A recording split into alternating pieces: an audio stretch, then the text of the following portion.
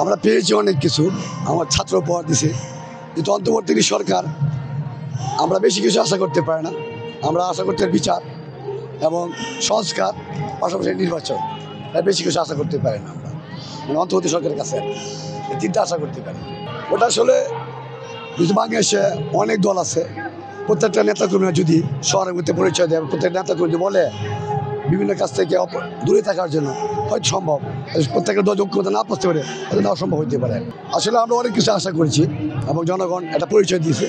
এটা বিগত একটা সরকার ছিল, সরকার তাকে আমরা পতন করেছি। আমার অনেক কিছু আশা, তো আমরা মনে করি নির্বাচন সরকার সব কিছু পারবে আর কি। জনগণের পরিপূর্ণ আশা একমাত্র নির্বাচন সরকার, অন্য কোনো সরকার পারবে না, এটা আমার বিশ্বাস। আবার সুষ্ঠু নির্বাচন আমি নির্বাচন দেখতে চাই, যারা সবাই জনগণ ভোট দিতে পারে, এটা আর কি।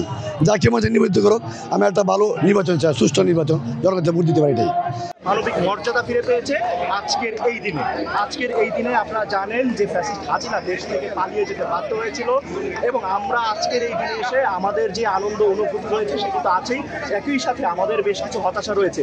আমরা জুলাই গণ অভ্যুত্থানের 1 বছর অতিবাহিত হয়ে গেল, এখন পর্যন্ত জুলাই গণহত্যার বিচার এখন পর্যন্ত নিশ্চিত করা যায়নি।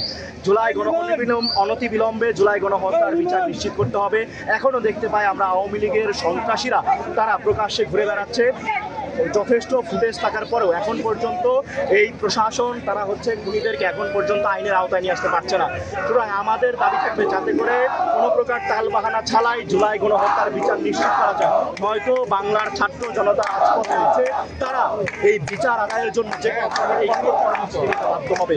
আজকের এই ভিক্টোরি মার্চ থেকে আমরা এটাও ঘোষণা করতে চাই যে বাংলাদেশ গোটা রাষ্ট্র ব্যবস্থার যেই ফ্যাসিবাদী ব্যবস্থাটা বাংলাদেশে বিদ্যমান রয়েছে, সেই ফ্যাসিবাদী ব্যবস্থার সম্পূর্ণ বিলোপ আমরা চেয়েছিলাম, কিন্তু এখন পর্যন্ত ঐক্যমত্য কমিশনের নামে দেখতে পাচ্ছি আমাদের যে প্রত্যাশা ছিল, জনগণের যে প্রত্যাশা ছিল, সেই প্রত্যাশার মূল্যায়ন কিন্তু করা হচ্ছে না।